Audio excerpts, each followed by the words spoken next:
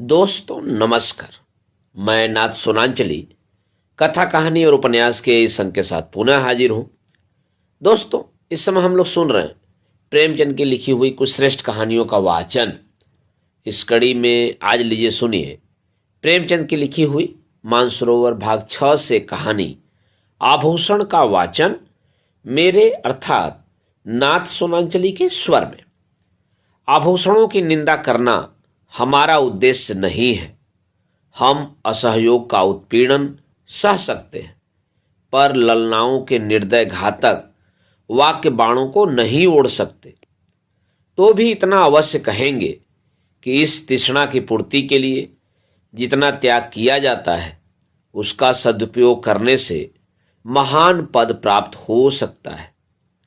यद्यपि हमने किसी रूपहीना महिला को आभूषणों की सजावट से रूपवती होते नहीं देखा, तथापि हम यह भी मान लेते हैं कि रूप के लिए आभूषणों की उतनी ही जरूरत है जितनी घर के लिए दीपक की।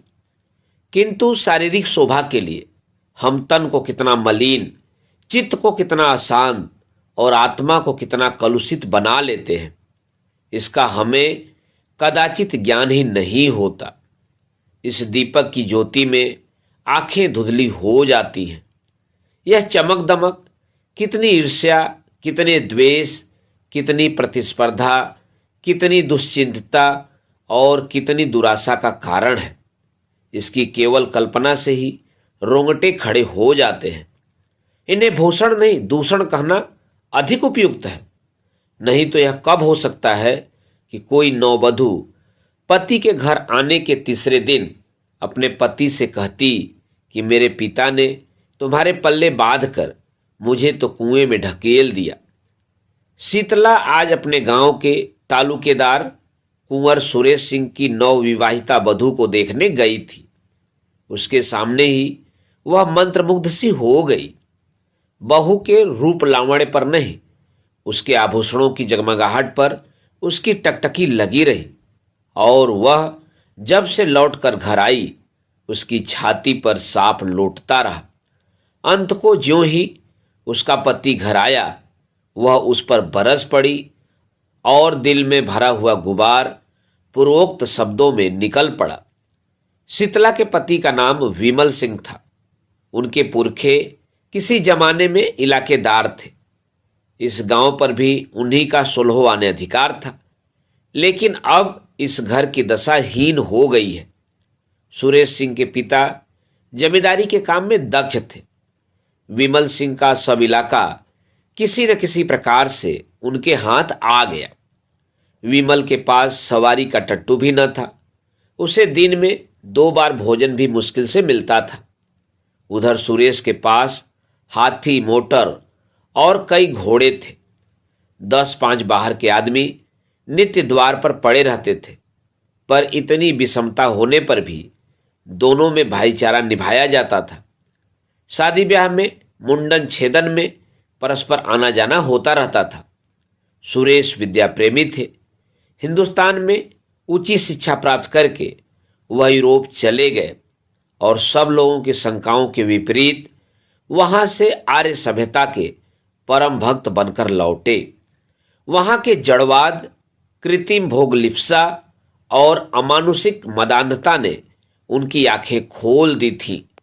पहले वह घर वालों के बहुत जोर देने पर भी विवाह करने को राजी नहीं हुए थे। लड़की से पूर्व परिचय हुए बिना प्रणय नहीं कर सकते थे। पर यूरोप से लौटने पर उनके वैवाहिक विचारों में बहुत बड़ा परिवर्तन हो गया। उन्होंने उसी पहले की कन्या से बिना उसके आचार विचार जाने हुए विवाह कर लिया। अब वह विवाह को प्रेम का बंधन नहीं, धर्म का बंधन समझते थे।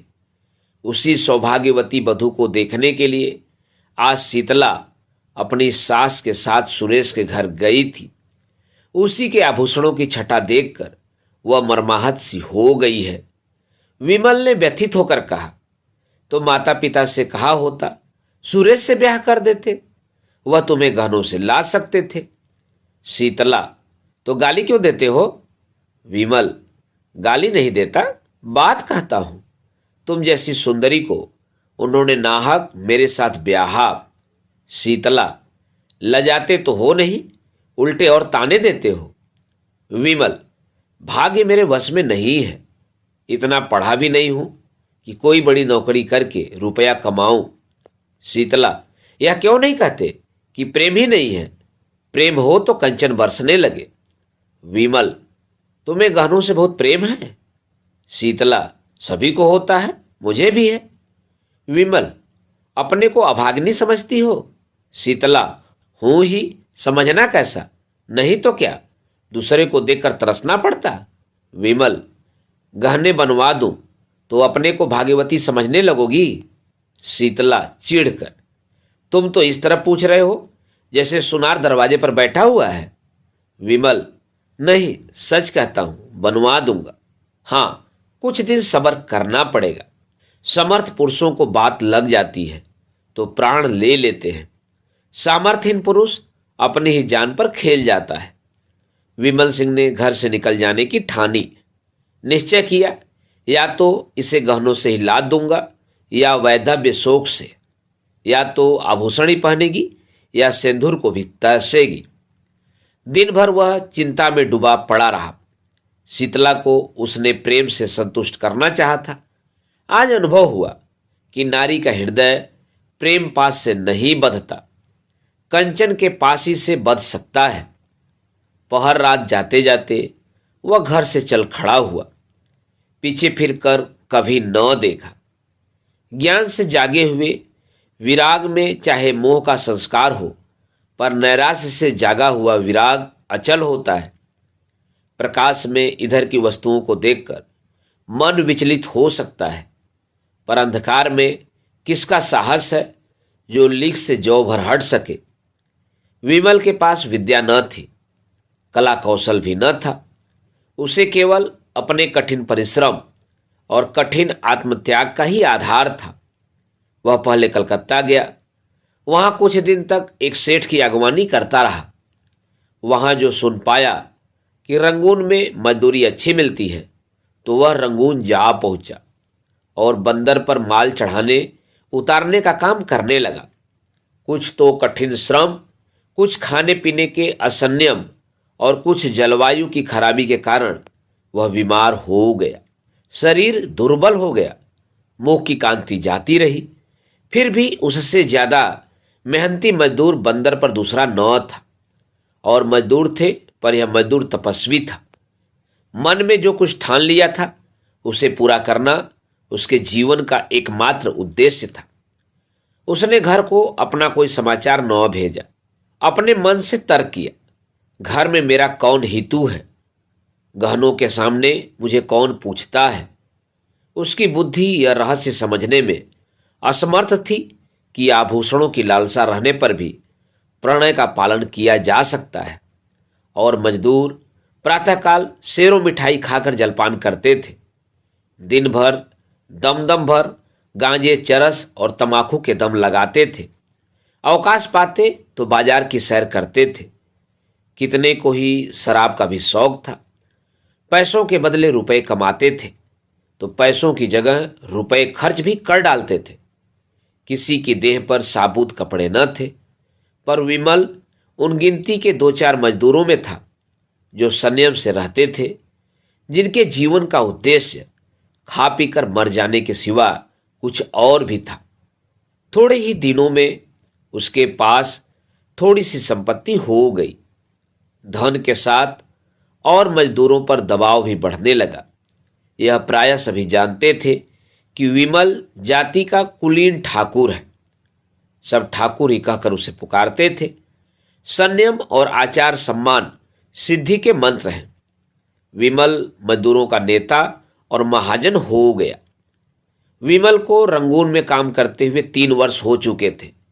संध्या हो गई थी। वह कई मजदूरों के साथ समुद्र के किनारे बैठा बातें कर रहा था। एक मजदूर ने कहा, यहां की सभी स्त्रियां निष्ठुर होती हैं। बेचारा झिंगुर 10 बरस से उसी बर्मी स्त्री के साथ रहता था।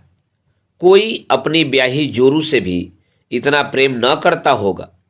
उस पर इतना विश्वास करता था कि जो कुछ कमाता सो उसके हाथ में रख देता था। 3 लड़के थे। अभी कल तक दोनों साथ साथ खाकर लेटे थे। न कोई लड़ाई न बातचीत। रात को औरत न जाने कहाँ चली गई, लड़कों को छोड़ गई। बेचारा झिंगुर रो रहा है। सबसे बड़ी मुश्किल तो छोटे बच्चों की है। अभी कुल 6 महीने का है, कैसे जिएगा भगवान ही जाने। विमल सिंह ने गंभीर भाव से कहा, गहने बनवाता था कि नहीं? मजदूर, रुपए पैसे तो औरत के ही हाथ थे, गहने बनवाती उसका हाथ कौन पकड़ता? दूसरे मजदूर ने कहा, गहने से तो लदी हुई थी, जिधर से निकल जाती थी छम छम की आवाज से कान भर जाते थे। विमल, जब गहने बनवाने पर भी निठुराई की तो यही कहना पड़ेगा कि यह जाति ही बेवफा होती है। इतने में एक आदमी आकर विमल सिंह से बोला, चौधरी, अभी मुझे एक सिपाही मिला था। वह तुम्हारा नाम, गांव और बाप का नाम पूछ रहा था। कोई बाबू सुरेश सिंह है। विमल ने सशंक होकर कहा, हाँ हैं तो, मेरे गांव के इलाकेदार और बिरादरी के भाई हैं। आदमी, उन्होंने थाने में कोई नोटिस छपवाया है कि जो विमल सिंह का पता लगवाएगा उसे 1000 रुपये का इनाम मिलेगा। विमल, तो तुमने सिपाही को सब कुछ ठीक ठीक बता दिया? आदमी, चौधरी, मैं कोई गवार हूं क्या? समझ गया कुछ दाल में काला है, नहीं तो कोई इतने रुपए क्यों खर्च करता। मैंने कह दिया कि उनका नाम विमल सिंह नहीं, जसोदा पांडे है। बाप का नाम सुक्खू बताया और घर जिला झांसी में। पूछने लगे यहाँ कितने दिन से रहता है। मैंने कहा कोई 10 साल से। तब कुछ सोचकर चला गया। सुरेश बाबू से तुमसे कोई अदावत है क्या चौधरी? विमल, अदावत तो नहीं थी, मगर कौन जाने उनकी नीयत बिगड़ गई हो। मुझ पर कोई अपराध लगाकर मेरी जगह जमीन पर हाथ बढ़ाना चाहते हो। तुमने बड़ा अच्छा किया कि सिपाही को उड़नझाई बताई। आदमी, मुझसे कहता था कि ठीक ठीक बता दो तो 50 रुपये तुम्हें भी दिला दो। मैंने सोचा आप तो 1000 की गठरी मारेगा और मुझे 50 रुपये दिलाने को कहता है। फटकार बता दी। एक मजदूर, मगर जो 200 रुपये देने को कहता तो तुम सब ठीक ठीक नाम ठिकाना बता देते। क्यों? धत तेरे लालची की। आदमी लज्जित होकर, 200 रुपया नहीं 2000 रुपया भी देता तो न बताता। मुझे ऐसा विश्वासघात करने वाला मत समझो। जब जी चाहे परख लो। मजदूरों में यूं वाद विवाद होता ही रहा। विमल आकर अपनी कोठरी में लेट गया। वह सोचने लगा, अब क्या करूं? जब सुरेश जैसे सज्जन की नीयत बदल गई तो अब किसका भरोसा करूं? नहीं, अब बिना घर गए काम नहीं चलेगा। कुछ दिन और न गया तो फिर कहीं का न रहूंगा। 2 साल और रह जाता तो पास में पूरे 5000 रुपये हो जाते। शीतला की इच्छा कुछ पूरी हो जाती। अभी तो सब मिलाकर 3000 रुपये ही होंगे। इतने में उसकी अभिलाषा न पूरी होगी। खैर, अभी चलूं, 6 महीने में फिर लौट आऊंगा। अपनी जायदाद तो बच जाएगी। नहीं, 6 महीने तक रहने का क्या है, जाने आने का 1 महीना लग जाएगा। घर में 15 दिन से ज़्यादा न रहूंगा। वहाँ कौन पूछता है आऊं या रहूं, मरूं या जीऊं। वहाँ तो गहनों से प्रेम है। इस तरह मन में निश्चय करके वह दूसरे दिन रंगून से चल पड़ा। संसार कहता है कि गुण के सामने रूप की कोई हस्ती नहीं। हमारे नीति शास्त्र के आचार्यों का भी यही कथन है, पर वास्तव में यह कितना भ्रम मूलक है। कुंवर सुरेश सिंह की नौवधू मंगला कुमारी गृह कार्य में निपुण, पति के इशारे पर प्राण देने वाली, अत्यंत विचारशीला, मधुर भाषणी और धर्म भीरू स्त्री थी। पर सौंदर्य विहीन होने के कारण पति की आंखों में कांटे के समान खटकती थी। सुरेश सिंह बात बात पर उस पर झुंझलाते, पर घड़ी भर में पश्चाताप के वशीभूत होकर उससे क्षमा मांगते। किंतु दूसरे ही दिन वही कुत्सित व्यापार शुरू हो जाता। विपत्ति यह थी कि उनके आचरण अन्य रईसों की भांति भ्रष्ट न थे।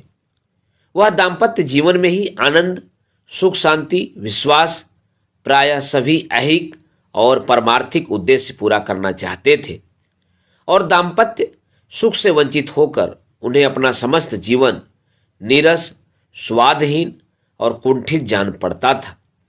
फल यह हुआ कि मंगला को अपने ऊपर विश्वास न रहा।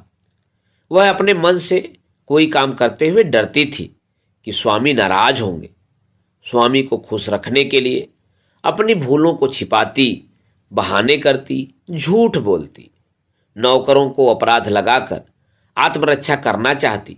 पति को प्रसन्न रखने के लिए उसने अपने गुणों की, अपनी आत्मा की अवहेलना की, पर उठने के बदले वह पति की नजरों से गिरती ही चली गई।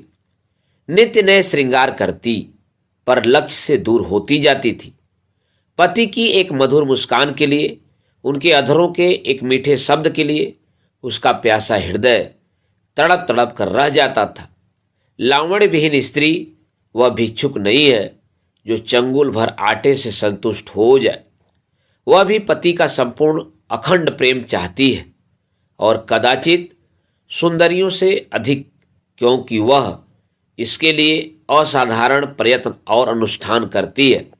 मंगला इस प्रयत्न में निष्फल होकर और भी संतप्त होती थी। धीरे धीरे पति पर से उसकी श्रद्धा उठने लगी। उसने तर्क किया कि ऐसे क्रूर हृदय, शून्य कल्पनाहीन मनुष्य से मैं भी उसी का सा व्यवहार करूंगी। जो पुरुष रूप का भक्त है वह प्रेम भक्ति के योग्य नहीं। इस प्रत्याघात ने समस्या को और भी जटिल कर दी। मगर मंगला की केवल अपनी रूपहीनता ही का रोना न था। शीतला का अनुपम रूप लालित्य भी उसकी कामनाओं का बाधक था, बल्कि यह उसकी आशालताओं पर पड़ने वाला तुषार था। मंगला सुंदरी न थी, न सही, पर पति पर जान देती थी। जो अपने को चाहे उससे हम विमुख नहीं हो सकते। प्रेम की शक्ति अपार है। पर शीतला की मूर्ति सुरेश के हृदय द्वार पर बैठी हुई मंगला को अंदर न जाने देती थी, चाहे वह कितना ही वेश बदल कर आवे। सुरेश इस मूर्ति को हटाने की चेष्टा करते थे, उसे बलात् निकाल देना चाहते थे, किंतु सौंदर्य का आधिपत्य धन के आधिपत्य से कम दुर्निवार नहीं होता। जिस दिन शीतला इस घर में मंगला का मुख देखने आई थी, उसी दिन सुरेश की आंखों ने उसकी मनोहर छवि की एक झलक देख ली थी। वह एक झलक मानो एक क्षणिक क्रिया थी, जिसने एक ही धावे में समस्त हृदय राज्य को जीत लिया, उस पर अपना आधिपत्य जमा लिया। सुरेश एकांत में बैठे हुए शीतला के चित्र को मंगला से मिलाते, यह निश्चय करने के लिए कि उनमें क्या अंतर है। एक क्यों मन को खींचती है, दूसरी क्यों उसे हटाती है। पर उसके मन का यह खिंचाव केवल एक चित्रकार या कवि का रसास्वादन मात्र था। वह पवित्र और वासनाओं से रहित था। वह मूर्ति केवल उसके मनोरंजन की सामग्री मात्र थी। यह अपने मन को बहुत समझाते, संकल्प करते कि अब मंगला को प्रसन्न रखूंगा। यदि वह सुंदर नहीं है तो उसका क्या दोष। पर उनका यह सब प्रयास मंगला के सम्मुख जाते ही विफल हो जाता था।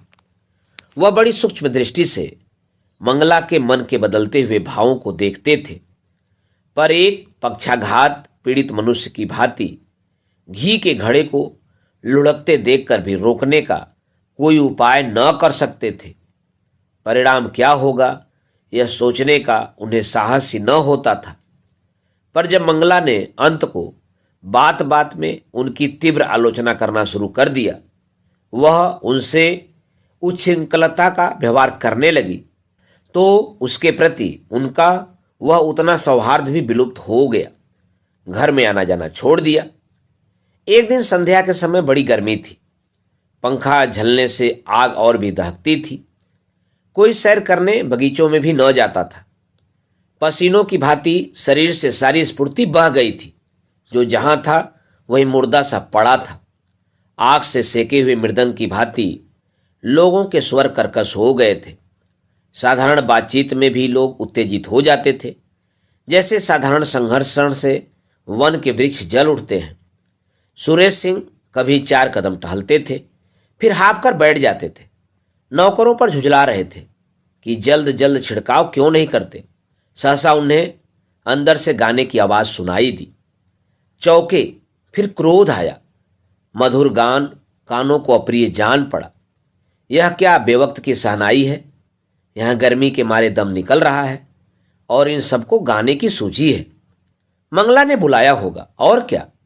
लोग नाहक कहते हैं कि स्त्रियों का जीवन का आधार प्रेम है। उनके जीवन का आधार वही भोजन, निद्रा, राग रंग, आमोद प्रमोद है जो समस्त प्राणियों का है। घंटे भर तो सुन चुका, यह गीत कभी बंद होगा भी कि नहीं। सब व्यर्थ में गला फाड़ फाड़ कर चिल्ला रही है। अंत को न रहा गया। जनाना खाने में आकर बोले, यह तुम लोगों ने क्या कांव कांव मचा रखी है। यह गाने बजाने का कौन सा समय है। बाहर बैठना मुश्किल हो गया। सन्नाटा छा गया, जैसे शोरगुल मचाने वाले बालकों में मास्टर पहुंच जाए। सभी ने सिर झुका लिए और सिमट गई। मंगला तुरंत उठकर सामने वाले कमरे में चली गई।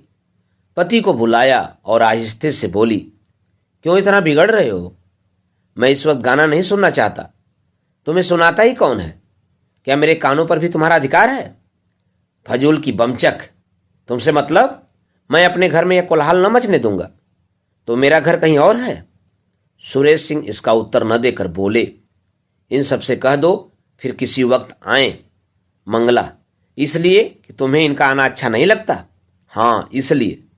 तुम क्या सदा वही करते हो जो मुझे अच्छा लगे। तुम्हारे यहाँ मित्र आते हैं, हंसी ठट्ठे की आवाज़ अंदर सुनाई देती है। मैं कभी नहीं कहती कि इन लोगों का आना बंद कर दो। तुम मेरे कामों में दस्तंदाजी क्यों करते हो। सुरेश ने तेज होकर कहा, इसलिए कि मैं घर का स्वामी हूं। मंगला, तुम बाहर के स्वामी हो। यहां मेरा अधिकार है। सुरेश, क्यों व्यर्थ की बकबक करती हो।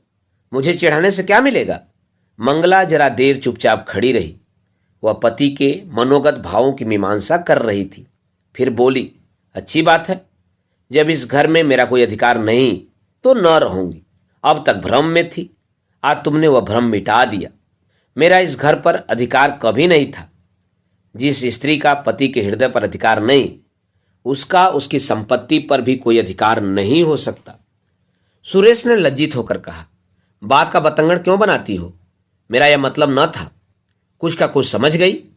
मंगला, मन की बात आदमी के मुंह से अनायासी निकल जाती है। सावधान होकर हम अपने भावों को छिपा लेते हैं। सुरेश को अपनी असजनता पर दुख तो हुआ, पर इस भय से कि मैं इसे जितना ही मनाऊंगा उतना ही यह और जली कटी सुनाएगी, उसे वही छोड़कर बाहर चले आए। प्रातःकाल ठंडी हवा चल रही थी। सुरेश खुमारी में पड़े हुए स्वप्न देख रहे थे कि मंगला सामने से चली जा रही है। चौंक पड़े। देखा द्वार पर सचमुच मंगला खड़ी है। घर की नौकरानियां आंचल से आंखें पोंछ रही हैं। कई नौकर आसपास खड़े हैं। सभी की आंखें सजल और मुख उदास हैं, मानो बहू विदा हो रही है। सुरेश समझ गए कि मंगला को कल की बात लग गई, पर उन्होंने उठकर कुछ पूछने की, मनाने की या समझाने की चेष्टा नहीं की। यह मेरा अपमान कर रही है, मेरा सिर नीचा कर रही है। जहां चाहे जाए, मुझसे कोई मतलब नहीं। यूं बिना कुछ पूछे गाछे चले जाने का अर्थ यह है कि मैं इसका कोई नहीं। फिर मैं इसे रोकने वाला कौन। वह यूं ही जड़वत पड़े रहे और मंगला चली गई। उनकी तरफ मुंह उठाकर भी न ताका। मंगला पांव पैदल चली जा रही थी। एक बड़े तालुकेदार की औरत के लिए यह मामूली बात न थी। हर किसी को हिम्मत न पड़ती थी कि उससे कुछ कहे। पुरुष उसकी राह छोड़कर किनारे खड़े हो जाते थे। नारियां द्वार पर खड़ी करुण कौतूहल से देखती थीं और आंखों से कहती थीं, हाय निर्दयी पुरुष, इतना भी न हो सका कि एक डोला पर तो बैठा देता। इस गांव से निकलकर उस गांव में पहुंची जहां शीतला रहती थी। शीतला सुनते ही द्वार पर आकर खड़ी हो गई और मंगला से बोली, बहन जरा आकर दम ले लो। मंगला ने अंदर जाकर देखा तो मकान जगह जगह से गिरा हुआ था। दालान में एक वृद्धा खाट पर पड़ी थी। चारों ओर दरिद्रता के चिन्ह दिखाई देते थे। शीतला ने पूछा, यह क्या हुआ। मंगला, जो भाग्य में लिखा था। शीतला, कुंवर जी ने कुछ कहा सुना था। मंगला, मुंह से कुछ न कहने पर भी तो मन की बात छिपी नहीं रहती। शीतला, अरे तो क्या, अब यहां तक नौबत आ गई? दुख की अंतिम दशा संकोचहीन होती है। मंगला ने कहा, चाहती तो अब भी पड़ी रहती, उसी घर में जीवन कट जाता, पर अब जहां प्रेम नहीं, पूछ नहीं, मान नहीं, वहां अब नहीं रह सकती। शीतला, तुम्हारा मैका कहाँ है? मंगला, मैके कौन मुंह लेकर जाऊंगी? शीतला, तब कहाँ जाओगी? मंगला, ईश्वर के दरबार में। पूछूंगी कि तुमने मुझे सुंदरता क्यों नहीं दी, बदसूरत क्यों बनाया। बहन, स्त्री के लिए इससे अधिक दुर्भाग्य की बात नहीं कि वह रूपहीन हो। शायद पहले जन्म की पिशाचिनियां ही बदसूरत औरतें होती हैं। रूप से प्रेम मिलता है और प्रेम से दुर्लभ कोई वस्तु नहीं है। यह कहकर मंगला उठ खड़ी हुई। शीतला ने उसे रोका नहीं। सोचा, इसे क्या खिलाऊंगी? आज तो चूल्हा जलने की भी कोई आशा नहीं।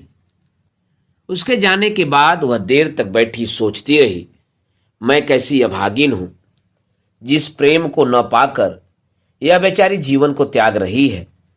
उसी प्रेम को मैंने पांव से ठुकरा दिया। इसे जेवर की क्या कमी थी? क्या ये सारे जड़ाऊ जेवर इसे सुखी रख सके? इसने उन्हें पांव से ठुकरा दिया। उन्हीं आभूषणों के लिए मैंने अपना सर्वस्व खो दिया। हाय, न जाने वह कहाँ है, किस दशा में है। अपनी लालसा को, तृष्णा को वह कितनी ही बार धिक्कार चुकी थी। मंगला की दशा देखकर आज उसे आभूषणों से घृणा हो गई। विमल को घर छोड़े 2 साल हो गए थे। शीतला को अब उनके बारे में भांति भांति की शंकाएं होने लगी थीं।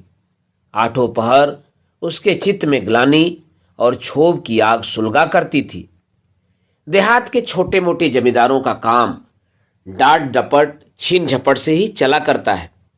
विमल की खेती बेगार में होती थी। उसके जाने के बाद सारे खेत परती रह गए, कोई जोतने वाला न मिला।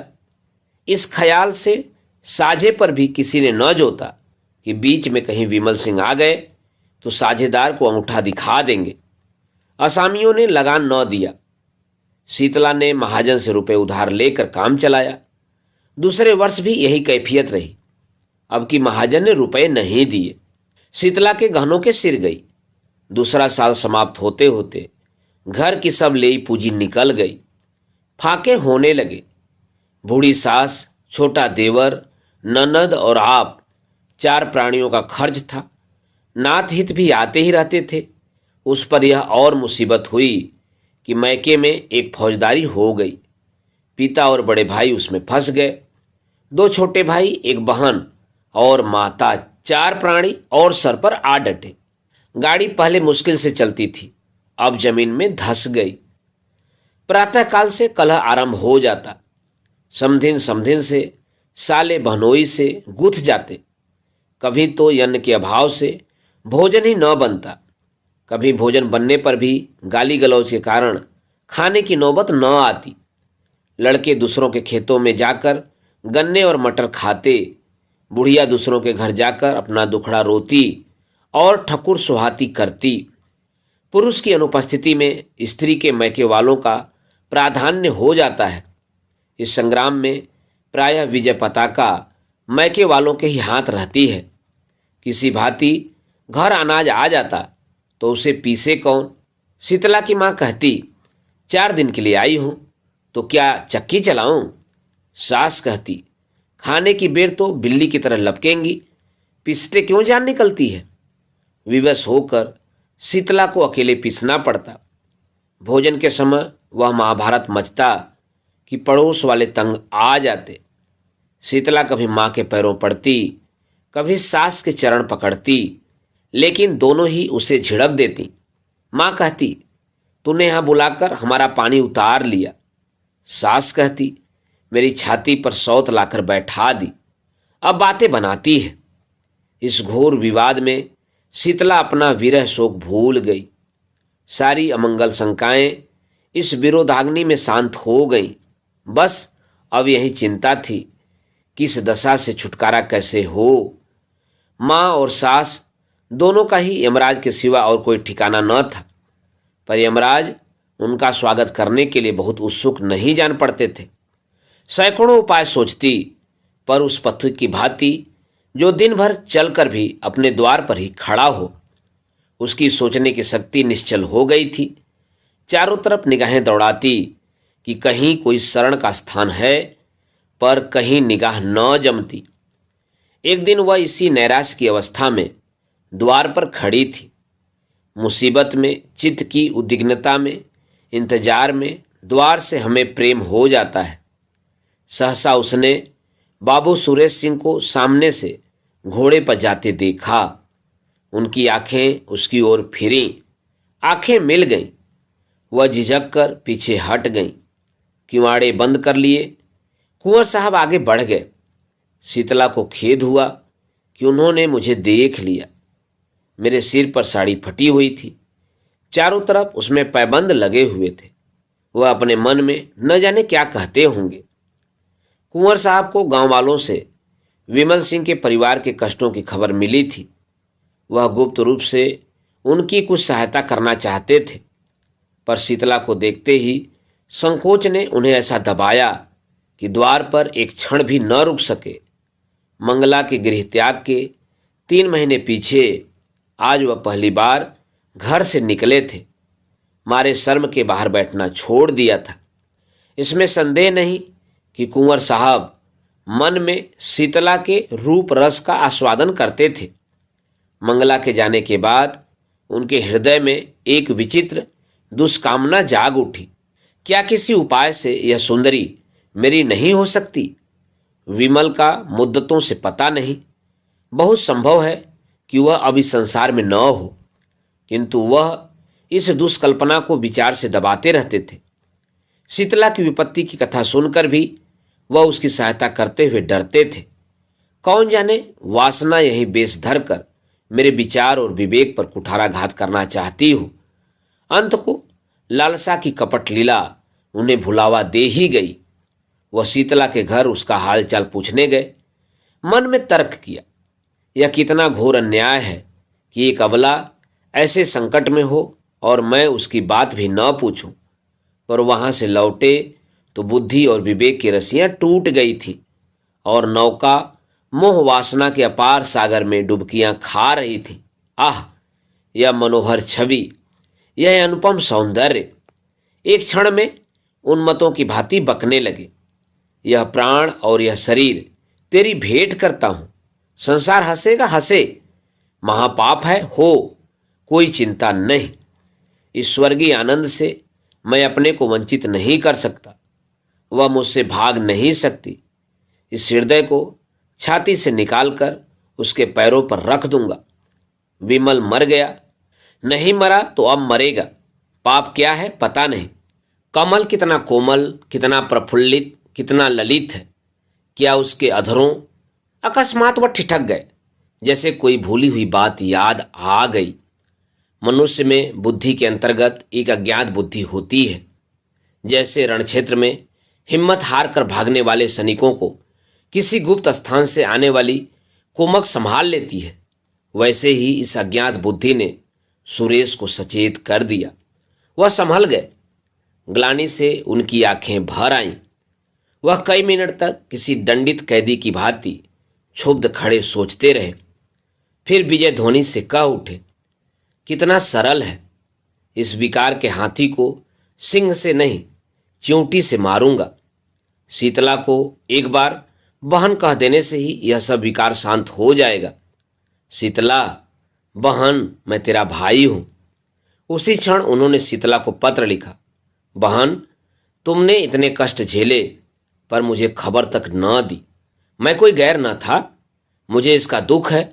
खैर, अब ईश्वर ने चाहा तो तुम्हें कष्ट न होगा। इस पत्र के साथ उन्होंने अनाज और रुपए भेजे। शीतला ने उत्तर दिया, भैया क्षमा करो, जब तक जीऊंगी तुम्हारा यश गाऊंगी। तुमने मेरी डूबती नाव पार लगा दी। कई महीने बीत गए। संध्या का समय था। शीतला अपनी मैना को चारा चुगा रही थी। उसे सुरेश नेपाल से उसी के वास्ते लाए थे। इतने में सुरेश आकर आंगन में बैठ गए। शीतला ने पूछा, कहाँ से आते हो भैया? सुरेश, गया था जरा थाने, कुछ पता नहीं चला। रंगून में पहले कुछ पता मिला था, बाद को मालूम हुआ कि वह कोई और आदमी है। क्या करूं, इनाम और बढ़ा दूं? शीतला, तुम्हारे पास रुपए बढ़े हैं, फूको। उनकी इच्छा होगी तो आप ही आवेंगे। सुरेश, एक बात पूछूं, बताओगी? किस बात पर तुमसे रूठे थे? शीतला, कुछ नहीं, मैंने यही कहा कि मुझे गहने बनवा दो। कहने लगे, मेरे पास है क्या? मैंने कहा लजाकर, तो ब्याह क्यों किया? बस बातों ही बातों में तकरार हो गई। इतने में शीतला की सास आ गई। सुरेश ने शीतला की माँ और भाइयों को उनके घर पहुंचा दिया था, इसलिए यहां अब शांति थी। सास ने बहू की बात सुन ली थी। कर्कश स्वर से बोली, बेटा, तुमसे क्या पर्दा है? यह महारानी देखने को ही गुलाब की फूल हैं, अंदर सब कांटे हैं। यह अपने बनाव श्रृंगार के आगे विमल की बात ही न पूछती थी। बेचारा इस पर जान देता था, पर इसका मुंह ही सीधा न होता था। प्रेम तो इसे छू ही न गया।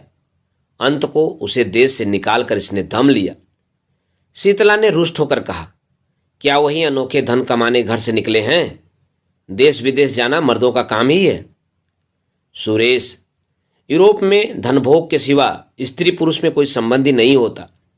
बहन ने यूरोप में जन्म लिया होता तो हीरे जवाहिर से जगमगाती होती। शीतला, अब तुम ईश्वर से यही कहना कि सुंदरता देते हो तो यूरोप में जन्म दो। शीतला ने व्यथित होकर कहा, जिनके भाग में लिखा है वे यहीं सोने से लदी हुई हैं। मेरी भांति सभी के कर्म थोड़े ही फूट गए हैं। सुरेश सिंह को ऐसा जान पड़ा कि शीतला की मुख कांति मलिन हो गई है। पति वियोग में भी गहनों के लिए इतनी लालायित है। बोले, अच्छा, मैं तुम्हें गहने बनवा दूंगा। यह वाक्य कुछ अपमान सूचक स्वर में कहा गया था, पर शीतला की आंखें आनंद से सजल हो आईं। कंठ गदगद हो गया। उसके हृदय नेत्रों के सामने मंगला के रत्न जटित आभूषणों का चित्र खींच गया। उसने कृतज्ञतापूर्वक दृष्टि से सुरेश को देखा। मुंह से कुछ न बोली, पर उसका प्रत्येक अंग कह रहा था, मैं तुम्हारी हूं। कोयल आम की डालियों पर बैठकर, मछली शीतल निर्मल जल में कीड़ा करके और मृग शावक विस्तृत हरियालियों में छलांगे भरकर इतने प्रसन्न नहीं होते जितना मंगला के आभूषणों को पहनकर शीतला प्रसन्न हो रही है। उसके पैर जमीन पर ही नहीं पड़ते। वह दिन भर आईने के सामने खड़ी रहती है, कभी केसों को संवारती है, कभी सुरमा लगाती है। कुहरा फट गया है और निर्मल स्वच्छ चांदनी निकल आई है। वह घर का एक तिनका भी नहीं उठाती। उसके स्वभाव में एक विचित्र गर्व का संचार हो गया है। लेकिन श्रृंगार क्या है? सोई हुई कामवासना को जगाने का घोर नाद, उद्दीपन का मंत्र। शीतला जब नक्सिक से सज कर बैठती है तो उसे प्रबल इच्छा होती है कि कोई मुझे देखे। वह द्वार पर आकर खड़ी हो जाती है। गांव की स्त्रियों की प्रशंसा से उसे संतोष नहीं होता। गांव के पुरुषों को वह श्रृंगार रस विहीन समझती है, इसलिए सुरेश सिंह को बुलाती है।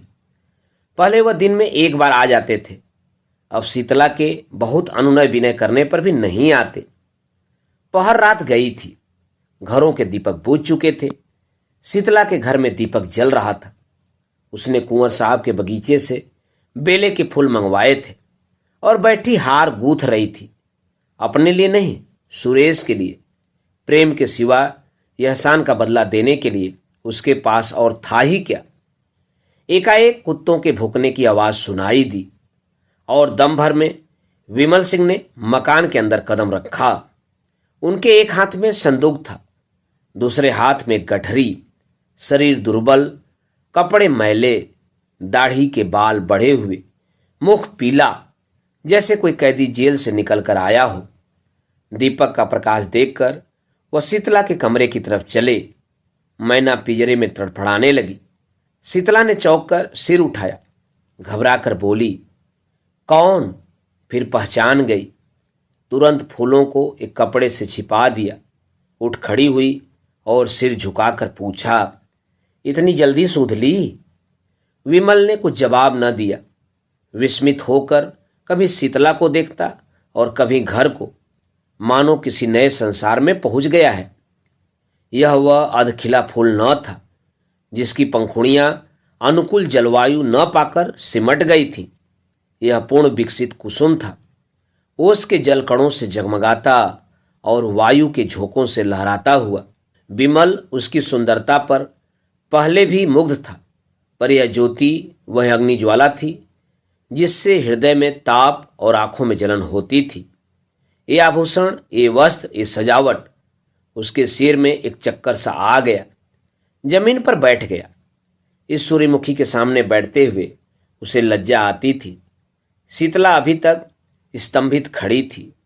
वह पानी लाने नहीं दौड़ी, उसने पति के चरण नहीं धोए, उसको पंखा तक नहीं झला। हदबुद्धि सी हो गई थी। उसने कल्पनाओं की कैसी सुरम्य वाटिका लगाई थी, उस पर तुषार पड़ गया। वास्तव में इस मलिन वदन अर्धनग्न पुरुष से उसे घृणा हो रही थी। यह घर का जमींदार विमल न था, वह मजदूर हो गया था। मोटा काम मुखाकृति पर असर डाले बिना नहीं रहता। मजदूर सुंदर वस्त्रों में भी मजदूर ही रहता है। सहसा विमल की मां चौंकी। शीतला के कमरे में आई तो विमल को देखते ही मातृ स्नेह से विह्वल होकर उसे छाती से लगा लिया। विमल ने उसके चरणों पर सिर रखा। उसकी आंखों से आंसुओं की गरम गरम बूंदें निकल रही थीं। मां पुलकित हो रही थी, मुख से बात न निकलती थी। एक क्षण में विमल ने कहा, अम्मा। कंठध्वनि ने उसका आशय प्रकट कर दिया। मां ने प्रश्न समझकर कहा, नहीं बेटा, यह बात नहीं है। विमल, यह देखता क्या हूं? मां, स्वभाव ही ऐसा है तो कोई क्या करे। विमल, सुरेश ने मेरा हुलिया क्यों लिखाया था? मां, तुम्हारी खोज लेने के लिए। उन्होंने दया न की होती तो आज घर में किसी को जीता न पाते। विमल, बहुत अच्छा होता। शीतला ने ताने से कहा, अपनी ओर से तुमने सबको मार ही डाला था। फूलों के सेज नहीं बिछा गए थे। विमल, अब तो फूलों की सेज ही बिछी हुई देखता हूं। शीतला, तुम किसी के भाग्य के विधाता हो। विमल सिंह उठकर क्रोध से कांपता हुआ बोला, अम्मा, मुझे यहां से ले चलो। मैं इस पिशाचिनी का मुंह नहीं देखना चाहता। मेरी आंखों में खून उतरता चला आता है। मैंने इस कुल कलंकनी के लिए 3 साल तक जो कठिन तपस्या की है, उससे ईश्वर मिल जाता, पर इसे न पा सका। यह कहकर वह कमरे से निकल आया और मां के कमरे में लेट रहा। मां ने तुरंत उसका मुंह और हाथ पैर धुलाए। वह चूल्हा जलाकर पूरियां पकाने लगी। साथ साथ घर की विपत्ति कथा भी कहती जाती थी। विमल के हृदय में सुरेश के प्रति जो विरोधाग्नि प्रज्वलित हो रही थी वह शांत हो गई, लेकिन हृदय दाह ने रक्त दाह का रूप धारण किया। जोर का बुखार चढ़ आया। लंबी यात्रा की थकान और कष्ट तो था ही, बरसों के कठिन श्रम और तप के बाद यह मानसिक संताप और भी दुस्सह हो गया। सारी रात वह अचेत पड़ा रहा। मां बैठी पंखा झलती और रोती रही। दूसरे दिन भी वह बेहोश पड़ा रहा। शीतला उसके पास एक क्षण के लिए भी न आई। इन्होंने मुझे कौन से सोने के कौर खिला दिए हैं जो इनकी धौस सहूं। यहाँ तो जैसे कंता घर रहे वैसे रहे विदेश। किसी की फूटी कौड़ी नहीं जानती। बहुत ताव दिखाकर तो गए थे, क्या लाद लाए। संध्या के समय सुरेश को खबर मिली। तुरंत दौड़े हुए आए। आज 2 महीने के बाद उन्होंने उस घर में कदम रखा। विमल ने आंखें खोली, पहचान गया। आंखों से आंसू बहने लगे। सुरेश के मुखारविंद पर दया की ज्योति झलक रही थी। विमल ने उसके बारे में जो अनुचित संदेह किया था उसके लिए वह अपने को धिक्कार रहा था। शीतला ने जो ही सुना कि सुरेश सिंह आए हैं, तुरंत शीशे के सामने गई, केस छिटका लिए और विपत की मूर्ति बनी हुई विमल के कमरे में आई। कहाँ तो विमल की आंखें बंद थी, मूर्छित सा पड़ा था। कहाँ शीतला के आते ही आंखें खोल गईं। अग्निमय नेत्रों से उसकी ओर देखकर बोला, अभी आई है? आज के तीसरे दिन आना। कुंवर साहब से उस दिन फिर भेंट हो जाएगी। शीतला उल्टे पांव चली गई। सुरेश पर घड़ों पानी पड़ गया। मन में सोचा, कितना रूप लावण्य है, पर कितना विषाक्त। हृदय की जगह केवल श्रृंगार लालसा। आतंक बढ़ता गया। सुरेश ने डॉक्टर बुलवाए, पर मृत्युदेव ने किसी की न मानी। उनका हृदय पाषाण है, किसी भांति नहीं पसीजता। कोई अपना हृदय निकाल कर रख दे, आंसुओं की नदी बहा दे, पर उन्हें दया नहीं आती। बसे हुए घर को उजाड़ना, लहराती हुई खेती को सुखाना उनका काम है। और उनकी निर्दयता कितनी विनोदमय है। वह नित्य नए रूप बदलते रहते हैं। कभी दामनी बन जाते हैं तो कभी पुण्यमाला, कभी सिंह बन जाते हैं तो कभी सियार, कभी अग्नि के रूप में दिखाई देते हैं तो कभी जल के रूप में। तीसरे दिन पिछली रात को विमल की मानसिक पीड़ा और हृदय ताप का अंत हो गया। चोर दिन को कभी चोरी नहीं करता। यम के दूत प्रायः रात को ही सबकी नज़र बचाकर आते हैं और प्राण रत्न को चुरा ले जाते हैं। आकाश के फूल मुरझाए हुए थे, वृक्ष समूह स्थिर थे, पर शोक में मग्न सिर झुकाए हुए। रात शोक का वाह रूप है, रात मृत्यु का कीड़ा क्षेत्र है। उसी समय विमल के घर से आर्तनाद सुनाई दिया, वह नाद जिसे सुनने के लिए मृत्युदेव विकल रहते हैं। शीतला चौक पड़ी और घबराई हुई मरण सैया की ओर चली। उसने मृतदेह पर निगाह डाली और भयभीत होकर एक पग पीछे हट गई। उसे जान पड़ा विमल सिंह उसकी ओर अत्यंत तीव्र दृष्टि से देख रहे हैं। बुझे हुए दीपक में उसे भयंकर ज्योति दिखाई पड़ी। वह मारे भय के वहां ठहर न सकी। द्वार से निकल ही रही थी कि सुरेश सिंह से भेंट हो गई। कातर स्वर में बोली, मुझे यहाँ डर लगता है। उसने चाहा कि रोती हुई इनके पैरों पर गिर पड़ूं, पर वह अलग हट गए। जब किसी पथिक को चलते चलते ज्ञात होता है कि मैं रास्ता भूल गया हूं, तो वह सीधे रास्ते पर आने के लिए बड़े वेग से चलता है। झुझलाता है कि मैं इतना असावधान क्यों हो गया था। सुरेश भी अब शांति मार्ग पर आने के लिए विकल हो गए। मंगला की स्नेहमयी सेवाएं याद आने लगी। हृदय में वास्तविक सौंदर्योपासना का भाव उदय हुआ। उसमें कितना प्रेम, कितना त्याग, कितनी क्षमा थी। उसकी अतुल पति भक्ति को याद करके कभी कभी वह तड़प जाते। आह, मैंने घोर अत्याचार किया, ऐसे उज्जवल रत्न का आदर न किया। मैं यूं ही जड़वत पड़ा रहा और मेरे सामने ही लक्ष्मी घर से निकल गई। मंगला ने चलते चलते शीतला से जो बातें कहीं वे उन्हें मालूम थी, पर उन बातों पर विश्वास न होता था। मंगला शांत प्रकृति की थी, वह इतनी उदंडता नहीं कर सकती। उसमें क्षमा थी, वह इतना विद्वेष नहीं कर सकती। उनका मन कहता था कि वह जीती है और कुशल से है। उसके मैके वालों को कई पत्र लिखे, पर वहाँ व्यंग और कटु वाक्यों के सिवा और क्या रखा था। अंत को उन्होंने लिखा, अब उस रत्न की खोज में स्वयं जाता हूँ, या तो लेकर ही आऊँगा या कहीं मुख में कालिक लगाकर डूब मरूंगा। इस पत्र का उत्तर आया, अच्छी बात है, जाइए, पर यहाँ से होते हुए जाइएगा।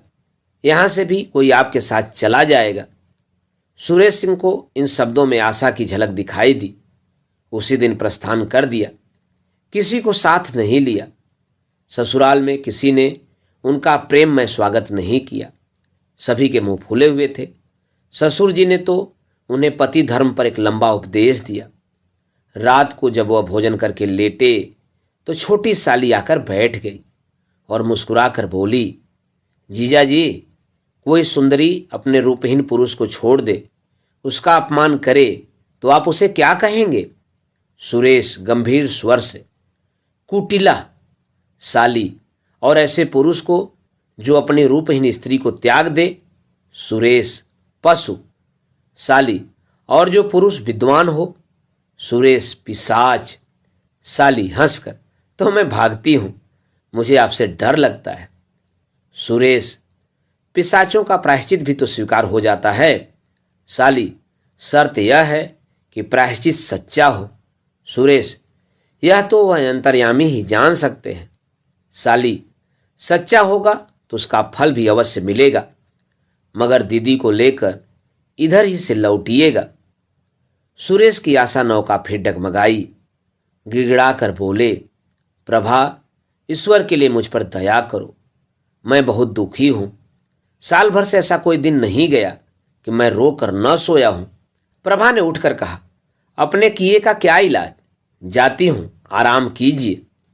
एक क्षण में मंगला की माता आकर बैठ गई और बोली, बेटा, तुमने तो बहुत पढ़ा लिखा है, देश विदेश घूम आए हो, सुंदर बनने की कोई दवा कहीं नहीं देखी? सुरेश ने विनयपूर्वक कहा, माताजी, अब ईश्वर के लिए और लज्जित न कीजिए। माता, तुमने तो मेरी प्यारी बेटी के प्राण ले लिए, मैं क्या तुम्हें लज्जित करने से भी गई? जी में तो था कि ऐसी ऐसी सुनाऊंगी कि तुम भी याद करोगे, पर मेहमान हो, क्या जलाऊं, आराम करो। सुरेश आशा और भय की दशा में पड़े करवटें बदल रहे थे कि एकाएक द्वार पर किसी ने धीरे से कहा, जाती क्यों नहीं, जागते तो हैं? किसी ने जवाब दिया, लाज आती है। सुरेश ने आवाज पहचानी, प्यासे को पानी मिल गया। एक क्षण में मंगला उनके सम्मुख आई और सिर झुकाकर खड़ी हो गई। सुरेश को उसके मुख पर एक अनूठी छवि दिखाई दी, जैसे कोई रोगी स्वास्थ्य लाभ कर चुका हो। रूप वही था, पर आंखें और थीं। दोस्तों, अभी आप सुन रहे थे प्रेमचंद की लिखी हुई मानसरोवर भाग 6 से कहानी आभूषण का वाचन, मेरे अर्थात नाथ सोनांचली के स्वर में। दोस्तों, और भी किस्से, कहानी और उपन्यास सुनने के लिए आप मेरे साथ कथा, कहानी और उपन्यास के साथ जुड़े रहें। धन्यवाद। नमस्कार।